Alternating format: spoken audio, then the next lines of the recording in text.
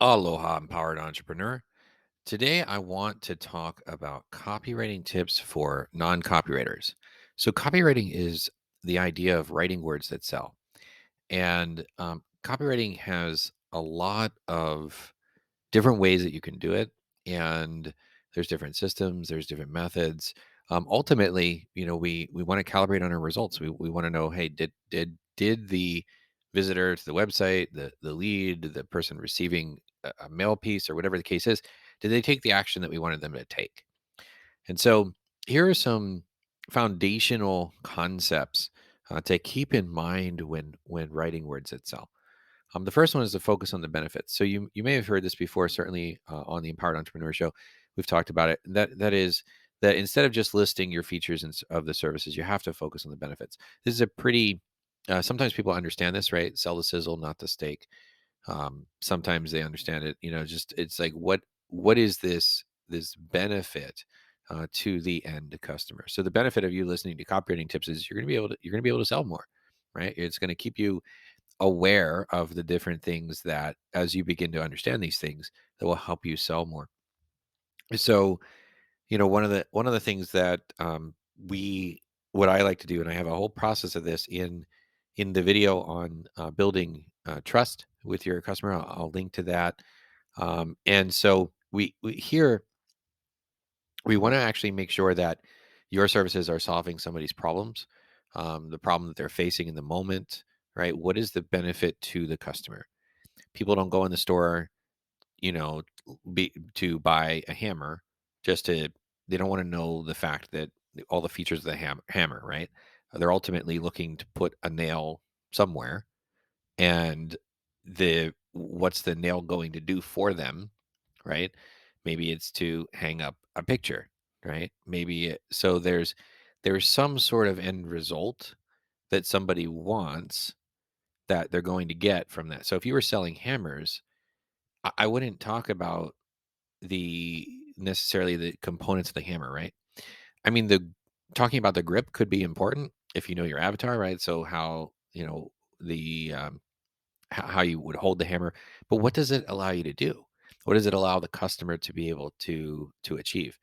And so, really thinking through what your features are, and then turning those features into benefits for the customer. Like, how does it actually benefit the customer, right? So, yeah, I mean, I can do astrology readings, but where I find there's a benefit is it's going to help them solve a problem that they haven't been able to solve before. And if I can even make it more tangible, a lot of times that people that have a high profile sales situation that they're going into and they just haven't been able to close it before, they have one last chance, they call me like, hey, I got one last chance to do this. And I'm like, well, couldn't you have called me when maybe we were in your on chance two or three as opposed to the last chance? But because I tell people I'm not an emergency astrologer, but but basically but actually, in the sense that I'm available 24/7, I'm not, right? So if you have a high profile situation that you're going into, yeah, let's schedule something and go through it. And it's like the benefit of the astrology is we're gonna be able to navigate the energy. We're gonna be able to see things that we are not otherwise able to see, so that we can actually get the result that you want. The next copywriting tip here is emotional language. So using language that evokes emotion, using language that speaks to the customer's pain points, using words that create a sense of urgency, using words that convey the risk of not using the service, right? So the idea that people are getting away from something and going towards something else. And sometimes that away from motivation is enough to get somebody started, right? You hear that a lot in the fitness niche, right? Like there's different clients that they start, looking to get fit, only because they couldn't take, how they were feeling or the experience or the way they looked in the mirror to themselves at a certain point, and then they actually got motivated to get started. Now, here's the thing: at some point, if you're using away from motivation, at some point, see when the motivation on the away from stops, you have to have something that you're going towards to keep the momentum going, right? To keep the momentum going. Otherwise, if you just got away from the thing you were getting away from, the motivation can end. So you have to actually have something that then motivates somebody towards something.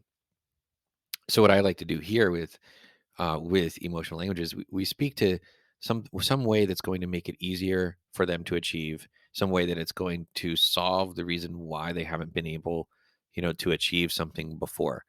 Now I have to speak to you a little bit in generics, while I'm making this. Working with a client, working with you one on one.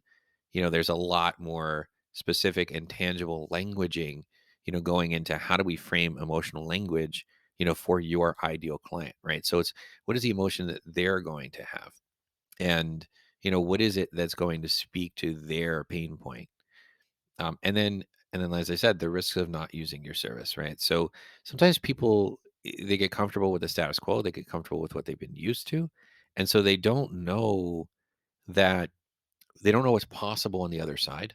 They don't know what unstuck means sometimes, right? And so, it's like they don't know what's possible on the other side, therefore they don't know the risks of staying where they're at. And there's different ways to convey this. It's interesting because I saw in the financial niche, I saw that there was a graph that some finance companies have put together that showed why you should start putting away for retirement right when you start working. Right when you start working, and I was like, I would hear that right in college. I'd hear that argument. It's like, hey, start saving, especially even people that were close to retiring. They would tell me, right when you start working, put money away, and I never understood it. And then I see this graph, and this graph conveyed what my money was going to be worth if I just started a year later versus 5 years later versus a decade later versus right when I got out of college. And the amount of additional, like, what it was trying to convey was because of the way that compounding works, of course, the amount of that, even that smaller, contribution at the right after getting out of college was going to be worth so much more in the long term. Right. So it was just like it didn't matter how much you put away. They were just trying to say put away something. And it was a great way for them, in my opinion, to start up business, right? With people that now could start putting away for retirement. So this is not financial advice. Check with, a financial advisor, legal counsel, all that jazz. I'm just saying I saw this graph and it spoke to my emotion. It actually spoke to my emotion. It was a factual graph, but it spoke to the idea of, oh crap, if I don't do this, I'm actually losing money in the long term. And it's like I thought I could just save the little bit that I had, right when I started working right after college, and that would be better. But it's actually better to put it away, for retirement. So I'm like, okay. So it helped demonstrate that pictorially, right? So there's different ways of, so the FOMO, obviously, fear of missing out, huge opportunity of conveying the risk, but it has to speak to them. It has to actually, speak to them and be in a way where it meets them where they're at. And so what I like to do here is help them get their result, help them let them reassure them that they're likely to get their result, do it in a faster way, right? And do it where they don't actually have to do as much as they either think they have to do or whatnot. And then being just transparent about what's actually involved, right? So, sometimes in copywriting, I'll spend a lot more time talking to a client before I write anything. And sometimes I'll send them a questionnaire. Sometimes then we hop on the call afterwards and we talk about the questionnaire. And I tell them that all this prep work is what makes the copy a bit more on point, right? A bit more, um, you know, it like it's more of it's what you want. It's the way that it needs to be done. It's focused, and so it's building that foundation. Plus, I tell them that then if you need other things to help support this, so going back to the invisible upsell bit, it's like, well, then I have everything I need. So it's like, so sometimes it's like, hey, if you do fill out the survey, sometimes the answers to the questions get incorporated into the writing more directly. Sometimes it's behind the scenes, how the wording is conveyed. Sometimes that they're there so that we have them for the next step in whatever you need in the writing process, right? So sometimes it's important to know where are we taking this person, taking this lead to in the next step, so that as we write, right, we're keeping that in mind, right? So, going back to the topic of books as a lead magnet, the idea is the book is written in such a way to help them get a result, but also to nurture them and to get them to a point where they become ready for a higher ticket product or service. Okay, another copywriting tip here is storytelling.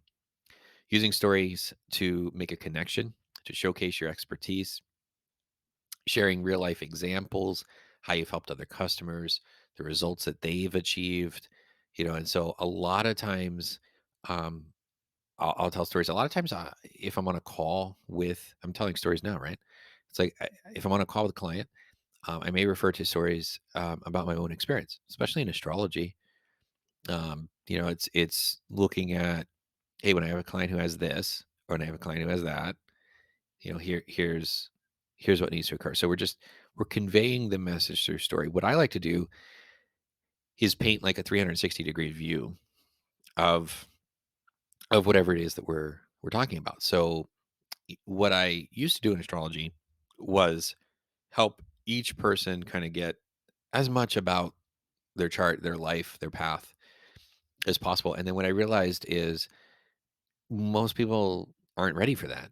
And what they come to is they come to me with a problem, or they come to me with a result they want. A lot of times people don't even have goals. It's one of the questions that I generally will ask at the beginning to better understand how to frame the chart. And it's like a lot of times they're not even looking to achieve anything. And it's just there's something that came up in their life that they want help with. They don't know where else to go. Right. And so what I learned is to give as much of a 360-degree view of that to help fill in the gap of that very next step. Because if I can get the person to take the next step, then that's further than where they are today. Versus if I explain to them every step they're going to have to take, they may not even get started. Right? It's like if the GPS in the car, like, yeah, you can click on directions and you can see every step that you're going to take. But it's like if it tried to tell you all of that before you started driving, if it just read out all the instructions before you start driving, not really conducive, to your time, not going to help you take that first step. So all it does is it just tells you that next step to take, right? It just tells you, and then based on where you're at, right? Right. So where you're at can be physical or metaphorical here, right? Where you're at, it's telling you that next step to take from the perspective of the person driving, so in this case, from the perspective of them. So I will fill in more of a 360-degree view in my stories here. And then another thing that you can do is statistics. So we talked about the graph example, using numbers and statistics to backing up your claims, to showing the effectiveness of your services, right? So that can be helpful. Knowing your niche, and what your niche wants, can be helpful there, right? So in the financial niche, obviously there were, return on investment is pretty significant, right? And there's a lot of graphs, and so it's just kind of, if you're reading financial literature, that you would see graphs in some form or another. Would I necessarily put graphs in some of the other niches, maybe in a fitness niche? No, I wouldn't necessarily use graphs, but statistics are still important. So percentage body fat, in the fitness niche can be very important. Um, People sometimes care about weight, when I think body fat percentage, waistline size are probably better measurements of body composition. My personal opinion. Check with the respective people in the fitness space. I did get a fitness certification at one point, and when I was looking at kind of these types of things, it was like the before and after pictures were the bigger thing, and really just letting the picture kind of be the statistic for you. And even if you're embarking on your own fitness journey, having that before and after picture for yourself, right? So what are the stats in the language of the people in your respective niche? Another one is testimonials. In the how to help customers develop more trust in you video podcast. I go into a lot more information as to how to really frame these testimonials, because you want you want the people to who experience the testimonials to be able to relate. And so I spend a lot more time on that. But customer testimonials can definitely build trust and credibility with potential clients. You want to have clear calls to action, so making it easy for your potential client to take the next step. And in my 27 mind-blowing marketing laws for attracting clients like crazy course, which is at tomtenaglia.com, there's I have the rule of one equals one. And the idea, that it's like we have this one action that we want them to take. So, for example, on a page where they're getting something for free, the action is just that they request that free thing. On a page where they're scheduling an appointment, the action is just that they're scheduling the appointment. And so making it clear that it's like they can either do the call to action, take the action that you want them to take, or nothing. It's not giving them a wide variety of options, right? Because a confused mind never buys, right? So being really, really clear. So you hit a particular page, what is it? Now, this is for uh, pages that are geared toward having people take an offer. So if you go to my tomtenaglia.com site, there's a bunch of different options because that's actually a site that is geared toward explaining my brand, who I am, what do I stand for, who do I work with. So it's more of an informational site. But then if you click through on like the avatarattraction.com book or the referralequation.com book or whatever, then you come to specific pages that have single action, right? So they're very much, it's very much like at that point, what we're doing is I'm using the tomtenaglia.com site to help with knowing, liking, and trusting. And so they can click around, they can get whatever information they need. And the end result is they're going to end up knowing, liking, and trusting me. Then they can click through to a particular offer. And then that actually has a single clear call to action. Okay. Another thing that you can do with your copy is to write conversationally. So write as if you're having a conversation with a potential client, making a connection, building trust. Copywriting is not necessarily formal English. It's writing as if somebody was talking to you. So what I sometimes will do is I will just as if somebody's asking me questions, I will respond. Even sometimes I'll even just turn on a voice recorder and ask myself the question, give myself the answer, and that kind of gives me the conversational aspect of the copy, because it's how I would want to respond conversationally. Now, astrologically, we know that, there's different ways that people will actually speak and process information. And so I like to factor that in as well. And so it's important to know the niche. The sales copy at avatarattraction.com, vastly different in tone, in tempo, and pace than the sales copy at referralequation.com. The two different avatars, or at least the same avatar at two different phases, right? So conversationally, we're speaking to them differently, and so it's important to know how your target market wants to how you would converse with them, and then really keeping it simple and easy to read. Um, I've experimented. See, this is still it's what's simple to the avatar that's reading that particular piece of copy. So everything's copy, email, conversation, phone, voicemail messages, like voicemail greetings, everything's copy. Keeping it simple, keeping it easy to read. The avatar attraction copy, I experimented with, tested, and when I was specific on mentioning even the astrological concepts, the sales letter started doing better. And that was interesting because to me, the astrological concepts may not be as simple, excuse me, but they met where the target market wanted it to be. And so one of the things I like to do here at times is run the copy through the Hemingway app, and like on Referral Equation, I've run it through there and then kind of clean it up so that it's easy to read, um, and whatnot. And still, it's important to pay attention to what it is that your target market needs. So hopefully these are some concepts that can begin to help you as you start thinking about the responses that you want your ideal customers to take as they get to your website. And if you do have any questions or comments about this, please put them below. If you like this video and would like to see more like it, please subscribe. And as always, aloha, hui ho. I'll talk with you again soon. Take care now.